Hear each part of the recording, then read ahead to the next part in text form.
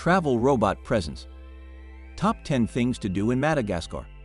Hey, in this video we are going to talk about the top 10 things to do in Madagascar.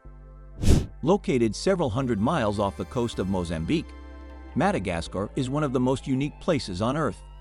It is a land with many different faces, golden shores, lush mountains, jagged limestone karsts, and plunging, arid canyons.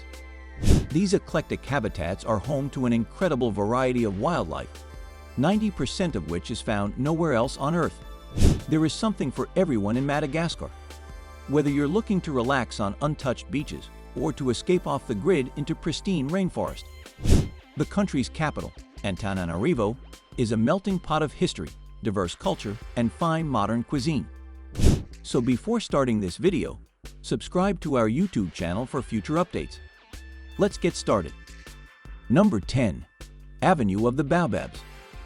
Baobab trees are massive trees that can grow 98 feet tall and 36 feet wide and can live up to 1,000 years. That's about the height of an 8-story building. The reason they get so wide so that they can absorb and store water since the climate is so dry. As much as 1,000 gallons of water can be stored in a single tree. While there are similar trees in the genus, baobabs are completely unique to Madagascar. They're an impressive sight, especially when your guide casually mentions that the massive one you're hugging is just a baby, at 400 years old. Unfortunately, the trees are an endangered species due to clear-cutting and agriculture. While the trees can be found throughout the country, this road lined with them, just an hour outside Morondava, and stray out of a postcard, is one of those iconic images of Madagascar. The best time for photos is during sunrise or sunset. The worst time for crowds? Those same times. Pick your poison. Number 9. Tsingy. This park, which was declared a UNESCO World Heritage Site in 1990, is near the western coast and is not an easy place to visit. It takes one complete day via four-wheel drive on very rough terrain to get there. It's very remote, with few tourists. It's one of the most incredible sights in the country. Water and wind spent over 200 million years carving the limestone into jagged peaks that look like a row of never-ending knives. Hence the name Tsingy, which means where one cannot walk barefoot. To get around, you use rope bridges, ladders, and fixed cables. The area also has a lot of caving, and often people pair a trip here with a slow boat down the Tsiribihina River. Send photos of that if you go, because sadly, due to time, I missed visiting the river. Number 8. Isolo National Park. Created in 1962 and located in the south-central part of the country, this park features multiple rugged hiking trails, bring water and a hat, as you are exposed most of the time, cliffs, ravines, gorges, and canyons, and plentiful fauna. There are over 100 species of birds here. It's a Westworld-like park and it blew me away. It was my favorite place in Madagascar. There are 3 waterfalls you can cool off in after your walks and a variety of lemur species. They get pretty close as they are desensitized to humans, so watch your food. You are required to hire a guide. They are found at the entrance. But they were great explainers of the land and the local culture. The clear sky and lack of light pollution make for some incredible sunsets and star-filled nights. I never saw the Milky Way so clearly. Number 7. Nosy B. Nosy B is the place to go for Madagascar's trademark beaches. Located 5 miles off the coast of the main island, Nosy B is a volcanic island that spans over 120 square miles, 310 km. While it is a volcanic island, no eruptions have occurred in recorded history. Here you'll find white sand beaches and a more upscale, western environment. There are expensive restaurants, big resorts, and lots of couples and families, which is generally who visits Madagascar. Beach parties erupt each Sunday, and there's some amazing snorkeling, diving, fishing, and whale watching.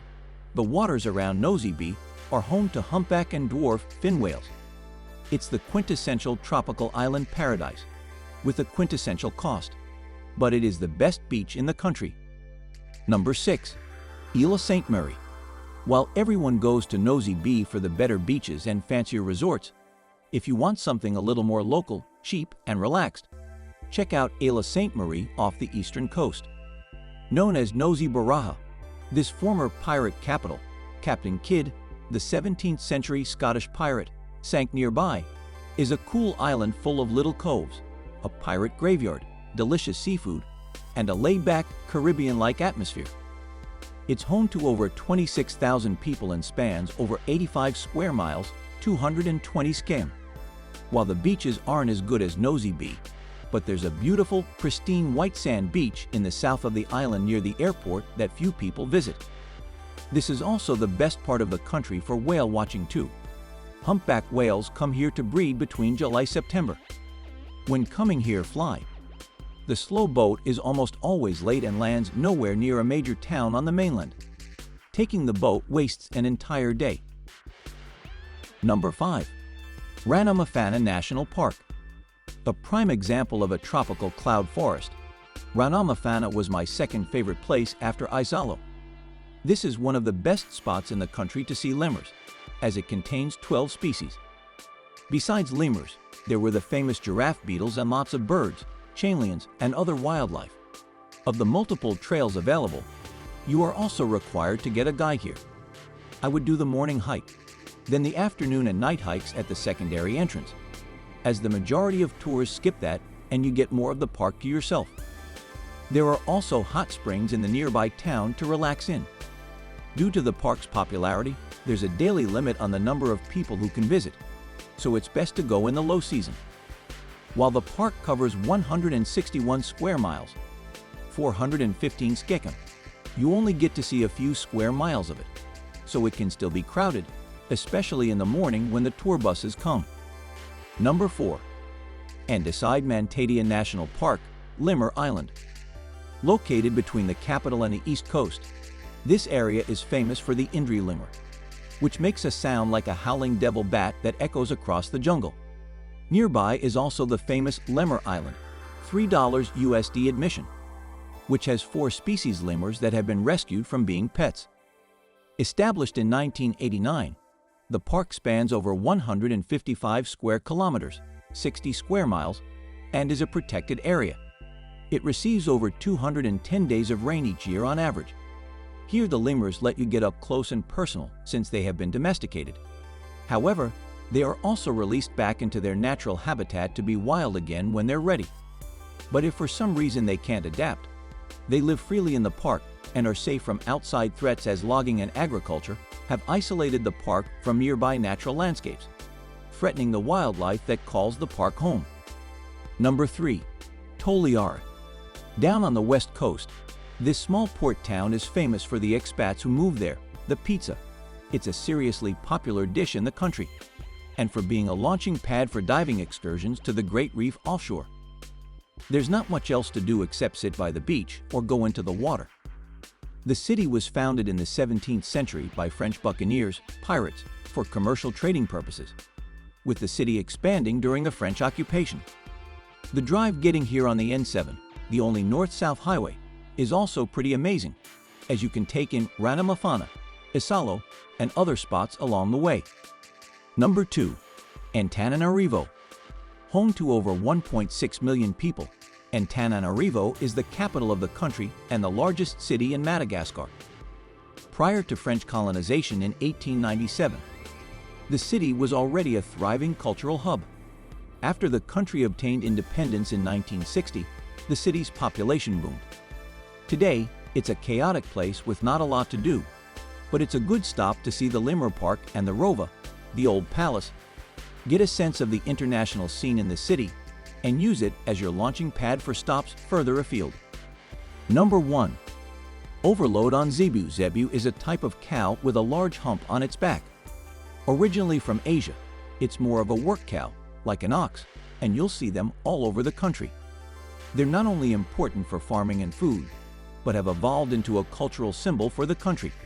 They are even used as dowries in weddings. It's the only kind of beef in the country and is always on the menu, along with healthy portions of rice. However, the meat is really tough, thanks to all the work the animals do in the fields, and so it's best in a stew or as a steak. I can't say I loved it, but often it was either that or pasta. I had so much zebu that I'm good for the rest of my life. If you love similar content like this, take a look at my other videos. And if you like it, please smash the like button and make sure you subscribe to the channel and hit the notification bell. If you have further questions, feel free to comment down below. See you in the next video.